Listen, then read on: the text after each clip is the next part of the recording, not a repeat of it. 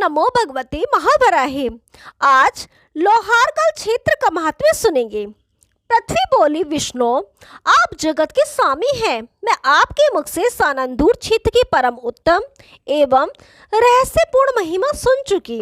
इसके सुनने से मुझे परम शांति प्राप्त हुई। यदि इससे भिन्न और कोई सुखदायक गुप्त क्षेत्र हो तो मैं उसे भी जानना चाहती हूँ। आप कृपया उसे भी बतलाइए।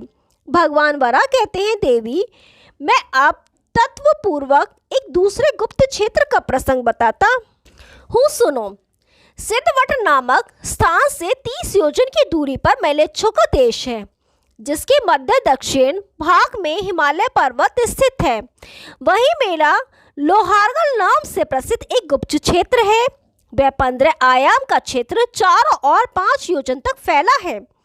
चतुर्दिक वेष्टिक वह स्थान पापियों के लिए दुर्गम एवं दुस्सह है, पर जो सदा मेरे चिंतन में तत्पर रहते हैं और जिनका सारा समय पुण्य कार्य में लगता है, उनके लिए वह परम सुलभ है। भद्रे, उस स्थान के उत्तर दिशा में मैं निवास करता हूँ। वहाँ स्वर्णमयी मेरा प्रशस्त प्रतिमा है। वसुंधरे, एक समय मेरे उस उत्तम स्थान पर संपूर्ण दानवों ने आक्रमण कर दिया। माया के बल से उन्होंने मेरी अवहेलना भी कर दी थी। तब ब्रह्मा, रुद्र, स्कंद, इंद्र, मरुदगण, आदित्य, वसुगण, वायु, अश्वनी कुमार, चंद्रमा, बृहस्पति तथा समस्त देव समुदाय को मैंने वहां सुरक्षित किया और अपना तेजस्वी सुदर्शन चक्र उठाकर उन निशाचरों का संहार कर दिया। इससे देवगण आनंदित हो विचरने लगे। तभी से मैंने उस स्थान का नाम लोहारगल रख दिया और प्रबल शक्तिशाली देव समुदाय की वहां प्रतिष्ठा कर अपनी भी प्रतिमा प्रतिष्ठित कर दी। उस स्थान पर मेरी प्रतिष्ठित मूर्ति का जो व्यक्ति यत्न पूर्वक दर्शन करता है, भूमि वह मेरा भक्त हो जाता है।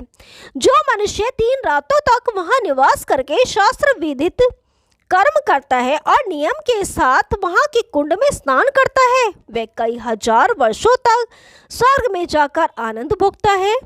इसमें कुछ भी संशय नहीं। यदि अपने कर्म में भली भांति तत्पर रहने वाला वह व्यक्ति वहां प्राण त्यागता है तो उन स्वर्ग लोकों से भी आगे मेरे धाम में चला जाता है। एक बार मैंने एक अश्व की रचना कर उसे अखिल आभूषणों से अलंकृत किया। वह अश्व श्वेत कमल, शंख अथवा कुंद पुष्प के समान विधोदित हो रहा था।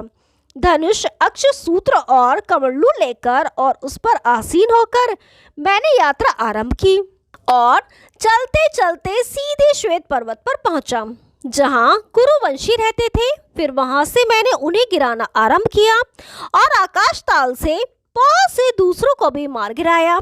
इस प्रकार सभी को नष्ट कर भी वह अश्व आकाश में शांत ज्यों का त्यों सुरक्षित तथा सुस्थिर रहा। भगवान वरा बोले, सुमध्य में तब से पुरुष उत्तम कुल के अश्वों पर चढ़कर स्वगत तक की यात्रा करने लगे। देवी, पंचसार नाम से मेरा प्रसिद्ध एक परम गुप्त क्षेत्र है। वह शंख के समान सफेद एवं तीव्र गति से बहने वाली जल की 4 धाराएं गिरती हैं। उस क्षेत्र में 4 दिनों तक रहकर व्यक्ति चैत्रांग लोक में जाकर गंधर्वों के साथ विहार करता है और वहां प्राण त्याग कर प्राणी मेरे लोक को प्राप्त होता है। यही नारद कुंड नाम से विख्यात मेरा एक दूसरा उत्तम क्षेत्र है, जहां ताल वृक्ष के समान मोटी जल की 5 धाराएं गिरती हैं। उस तीर्थ में एक दिन निवास और स्नान कर पुरुष देवर्षि नारद के दर्शन का सौभाग्य प्राप्त करता है तथा वहां मरकर मेरे धाम को चला जाता है। यह एक वशिष्ठ कुंड है, जिसमें जल की 3 धाराएं गिरती हैं। वहां 5 रात स्नान तथा निवास कर मनुष्य वशिष्ठ जी के लोक में आनंद प्राप्त करता है। मेरे कर्मों में लगा वह पुरुष यदि यहाँ प्राण छोड़ता है तो उस लोक को छोड़कर मेरे धाम में पहुंच जाता है। देवी, इस लोहारगल क्षेत्र में मेरा एक पंचकुंड नामक प्रधान तीर्थ है, जहां हिमालय से निकलकर जल की 5 धाराएं गिरती हैं। वहां 5 दिनों तक निवास एवं स्नान कर मनुष्य पंचशिख स्थान पर निवास करता है। यदि इंद्रियों पर विजय प्राप्त कर वह मेरा भक्त प्राण त्यागता है तो वह मेरे लोक को प्राप्त कर लेता है। इसी लोहारगल क्षेत्र में सप्त ऋषि कुंड संज्ञक एक अन्य तीर्थ है। वहां के स्नान के पुण्य से पुरुष ऋषियों के लोकों में जाकर हर्षपूर्वक निवास करता है। देवी वही अग्निसर नाम से विख्यात एक कुंड है जहां 8 रातों तक रहकर तथा उस कुंड में स्नान कर सभी प्राणी सुखों का उपभोग कर अंगिरा मुनि के लोक को प्राप्त होते हैं। इसमें कोई संशय नहीं। यदि मुझसे संबंधित कर्म में तत्पर वह पुरुष वहां प्राण छोड़ता है तो अग्नि के लोक को त्याग कर मेरे धाम को प्राप्त होता है। देवी उसे लोहारगल क्षेत्र में उमा कुंड नाम से एक प्रसिद्ध स्थान है। यह वह स्थान है जहां भगवान शंकर की परम सुंदरी पत्नी गौरी का प्राकट्य हुआ था। वह 10 रातों तक रहकर मनुष्य को स्नान करना चाहिए। इससे उसे गौरी का दर्शन सुलभ होता है और उनके लोक में वह सानंद निवास करता है।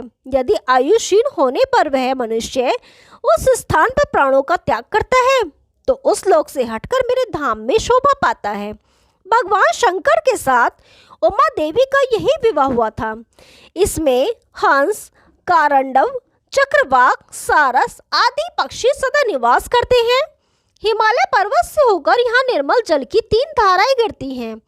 मनुष्य 12 दिनों तक यहाँ निवास और स्नान करे तो वह रुद्रलोक में आनंद करता है। यदि वहाँ एक अत्यंत कठिन कर्म करके प्राणों को छोड़ता है तो रुद्रलोक से पृथक होकर मेरे स्थान की यात्रा करता है। वहीं ब्रह्मकुंड नामक स्थान में चारों वेदों की उत्पत्ति हुई थी। इसी से उत्तर पार्श्व में स्वर्ण के समान रंग वाली एक स्वच्छ जल की धारा गिरती है जहां ऋग्वेद की ध्वनि हुई थी। यही पश्चिम भाग में यजुर्वेद से युक्त धारा तथा दक्षिण पार्श्व में अथर्ववेद से समन्वित धारा गिरती है।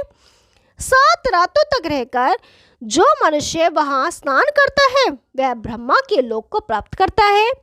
यदि अहंकार शून्य होकर वह व्यक्ति वहां प्राण त्यागता है तो उस लोक का परित्याग करके मेरे लोक में आ जाता है। महाभागे मेरे इस लोहारगल क्षेत्र की कथा बड़ी ही रहस्यात्मक है। सिद्धि चाहने वाले मनुष्य को वहां अवश्य जाना चाहिए। वरान ने वह क्षेत्र 25 योजन की दूरी में चारों ओर फैला है और स्वयं ही प्रकट हुआ है। यह विषय आख्यानों में परम आख्यान, धर्मों में सर्वोत्कृष्ट धर्म तथा पवित्रों में परम पवित्र है। जो श्रद्धालु पुरुष इसका पाठ करते हैं अथवा सुनते हैं उनके माता एवं पिता इन दोनों कुलों के 10-10 पूर्व पुरुषों का संसार सागर से उद्धार हो जाता है। ओम नमो भगवती महावराहे। अब मथुरा तीर्थ की प्रशंसा सुनते हैं। सूत जी कहते हैं, ऋषियों, भगवान श्री हरि के द्वारा लोहारगल क्षेत्र की महिमा सुनकर पृथ्वी को बड़ा आश्चर्य हुआ और वे बोली, प्रभु आपकी कृपा से मैंने लोहारगल क्षेत्र का महात्म्य सुना। यदि इससे भी श्रेष्ठ तीर्थों में सर्वोत्तम एवं सबके लिए कल्याणकारी कोई तीर्थ हो तो उसे बताने की कृपा कीजिए। भगवान वरा कहते हैं, वसुंधरे, मथुरा के समान मेरे लिए दूसरा कोई भी तीर्थ आकाश, पाताल एवं मर्त्य इन तीनों लोकों में कहीं प्रिय प्रतीत नहीं होता। इसी पुरी में मेरा श्री कृष्ण अवतार हुआ। अतः यह पुष्कर, प्रयाग, उज्जैन, काशी एवं नैमिषारण्य से भी बढ़कर है। यहाँ विधि पूर्वक निवास करने वाला मानव निसंदेह आवागमन से मुक्त हो जाता है। माघ मास के उत्तम पर्वत पर प्रयाग में निवास करने से मनुष्य को जो पुण्य फल प्राप्त होता है वह मथुरा में एक दिन रहने पर ही मिल जाता है। इसी प्रकार वाराणसी में 1000 वर्षों तक निवास करने से जिस फल की प्राप्ति होती है वह मनुष्य मथुरा में एक क्षण निवास करने पर सुलभ हो जाता है। वसुंधरे, कार्तिक मास में पुष्कर क्षेत्र के निवास का जो सुविख्यात पुण्य है वही पुण्य मथुरा में निवास करने वाले जितेंद्र पुरुष को सहज प्राप्त हो जाता है। यदि कोई मथुरा मंडल का नाम भी उच्चारण करता है और उसे दूसरा कोई सुन लेता है तो सुनने वाला भी सब पापों से छूट जाता है। भूमंडल पर समुद्र पर्यंत जितने तीर्थ एवं सरोवर है वे सभी मथुरा के अंतर्गत स्थित हैं, क्योंकि साक्षात भगवान श्री हरि की गुप्त रूप से वह निरंतर निवास करते हैं। कुब्जारमक, सोकरव और मथुरा ये परम विशिष्ट तीर्थ हैं। जहाँ योग तप की साधना न रहने पर भी इन स्थानों के निवासी सिद्धि पा जाते हैं, इसमें कोई संशय नहीं है। देवी, द्वापर युग आने पर मैं वहाँ राजा ययाति के वंश में अवतार ग्रहण करूँगा और मेरी क्षत्रिय जाति होगी। उस समय में 4 मूर्ति कृष्ण, बलराम, प्रद्युम्न और अनिरुद्ध बनकर चतुर्व्यूह के रूप में 100 वर्षों तक वहाँ निवास करूँगा। मेरे ये चारों विग्रह क्रमशः चंदन, सुवर्ण, अशोक एवं कमल के सदृश रूप वाले होंगे। उस समय धर्म से द्वेष करने वाले कंस आदि महान भयंकर 32 दैत्य उत्पन्न हो गए, जिनका मैं संहार करूंगा। वह सूर्य की पुत्री यमुना का सुंदर प्रभा सदा संग निकट शोभा पाता है। मथुरा में मेरे और बहुत से गुप्त तीर्थ हैं। देवी, उन तीर्थों में स्नान करने पर मनुष्य मेरे लोक में प्रतिष्ठित होता है और वहां मरने पर वह 4 भुजाओं से युक्त होकर मेरा स्वरूप बन जाता है। देवी, मथुरा मंडल में विश्रांति नाम का एक तीर्थ है जो तीनों लोकों में प्रसिद्ध है। वहां स्नान करने वाला मानव मेरे लोक में रहने का स्थान पाता है और वहां मेरी प्रतिमा का दर्शन कर संपूर्ण तीर्थों के अवगाहन का फल प्राप्त करता है। जो 2 बार इसकी प्रदक्षिणा कर लेता है वह विष्णु लोक का भागी होता है। इसी प्रकार एक कनखल नामक अत्यंत गुह्य स्थान है जहाँ केवल स्नान करने से ही मनुष्य स्वर्ग सुख का अधिकारी हो जाता है। ऐसे ही विंदुक नाम से विख्यात मेरा एक परम गोप्य क्षेत्र है। देवी, उस क्षेत्र में स्नान करने वाला व्यक्ति मेरे लोक में प्रतिष्ठा पाता है। वसुंधरे, अब उस तीर्थ में घटित एक प्राचीन इतिहास सुनो। पांचाल देश में प्रसिद्ध काम्पिल्य नगर में राजा ब्रह्मदत्त रहते थे। वहीं तिंदुक नामक एक नाई रहता था।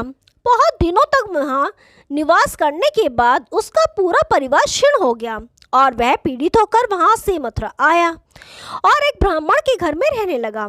वह एक ब्राह्मण के सैकड़ों कार्य करते हुए प्रतिदिन यमुना स्नान भी करता। इस प्रकार दीर्घकाल व्यतीत होने पर उसकी इसी तीर्थ में मृत्यु हुई, जिससे दूसरे जन्म में वह जाति स्मर ब्राह्मण हुआ। इसी मथुरा में एक सूर्य तीर्थ है जो सब पापों से मुक्त करने वाला है, जहाँ विरोचन पुत्र बलि ने पहले सूर्य देव की उपासना की थी। उसकी उपासना से प्रसन्न होकर भगवान सूर्य देव ने तप का कारण पूछा। इस पर बलि ने कहा, देवेश्वर, पाताल में निवास है। इस समय मैं राज्य से वंचित हो गया हूँ एवं धनहीन हूँ। इस पर भगवान सूर्य ने बलि को अपने मुकुट से चिंतामणि निकाल कर दिया, जिसे लेकर बलि पाताल लोक चले गए। वह स्नान करने से मनुष्य के समस्त पाप समाप्त हो जाते हैं और वहां मरने पर उस प्राणी को मेरे लोक की प्राप्ति होती है। देवी, प्रत्येक रविवार के दिन संक्रांति के अवसर पर अथवा सूर्य एवं चंद्र ग्रहण में उस तीर्थ में स्नान करने से राजसूय यज्ञ के समान फल मिलता है। ध्रुव ने भी यही स्नानादि पूर्वक कठोर तपस्या की थी, जिससे वह आज भी ध्रुव लोक में प्रतिष्ठा पाता है। वसुधे, जो पुरुष इस ध्रुव तीर्थ में श्रद्धा रखता है उसके सभी पितृ तर जाते हैं। ध्रुव तीर्थ के दक्षिण भाग में तीर्थराज का स्थान है।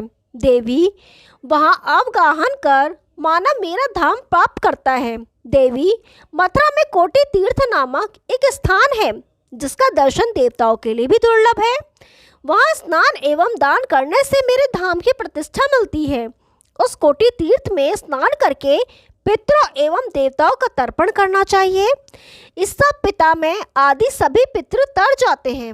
उस तीर्थ में स्नान करने वाला मनुष्य ब्रह्मलोक में प्रतिष्ठा पाता है।